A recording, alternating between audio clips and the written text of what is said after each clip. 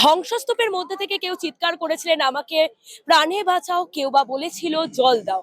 আবার অনেকে পরিবারের সদস্য গামছা দেখে, শাড়ি দেখে নিজের পরিবারের সদস্যদের চিহ্নিতকরণ করতে পেরেছিলেন। আমি এই মুহূর্তে দাঁড়িয়ে রয়েছি কেটিভি বাংলার তরফ থেকে এসএসকেএম হাসপাতালের সামনে।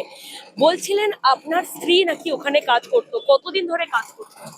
হয়ে গেছে মোটামুটি 3-4 তারিখ এসেছে ইংরেজি।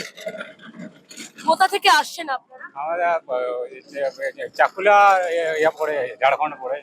আচ্ছা, আর কালকে যখন খবরটা শুনলেন, এই যে টিভিতে দেখলেন তারাতলায় এই ধরনের বিপর্যয় হয়েছে, তারপরে আপনি কি করলেন? আমি নিচে ছিলাম, পানি আনতে গেছিলাম, নাস্তা আনতে গেছিলাম, সেই টাইমে হয়েছে। আপনিও ছিলেন সেই হ্যাঁ, সময়? হ্যাঁ, আপনিও কাজ করছিলেন? হ্যাঁ, হ্যাঁ, হ্যাঁ। কোথায় গিয়েছিলেন সেই আমি সময়? দোকানে গিয়েছিলাম জল টল আনতে, আচ্ছা, নাস্তা আনতে, বাস সেই টাইমে ঘটনা ঘটে গেছে। আপনি আর আপনার স্ত্রী দুজনেই কাজ করতেন? হ্যাঁ, হ্যাঁ। কিসের কাজ করতেন? এই যে বিল্ডিং এর জল দিয়ে সে করছিল, আমি অন্য কাজ করছিলাম আর কি। আপনি কি কাজ করতেন, আপনার স্ত্রী কি কাজ হ্যাঁ, করতেন? সে সব কিছু কাজ করা হয়, ঢালাই ফালাই সব কাজ। আচ্ছা, আগে কি বিল্ডিং কোনোদিন কাঁপতো, এরকম কিছু হয়েছে? হ্যাঁ, হালকা তো কাঁপে, ধরো ইয়া ভাইব্রেশন হয়ে। হ্যাঁ, ভয় লাগতো না? হ্যাঁ, ভয় লাগতো।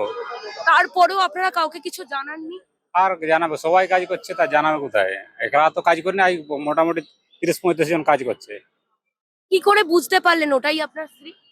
হ্যাঁ, তার সাথে কথা বলে তার দেখেছে তো। আপনার স্ত্রী কি তখন সজ্ঞানে ছিলেন? হ্যাঁ, না অজ্ঞান না, পুরা চেঠা ছিল। এখন কি অবস্থা? হ্যাঁ, চেঠাই আছে, এখানে ব্যথা করছে।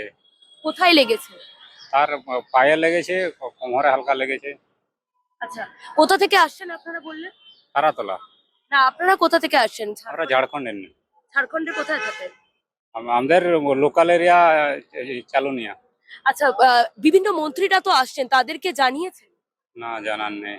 আপনারা কিছু জানিয়েছেন যে এটা এতদিন ধরে যে ইল্লিগাল একটা কনস্ট্রাকশন, এগুলো বলা হচ্ছে? না, না, কিছু বলা হয়নি।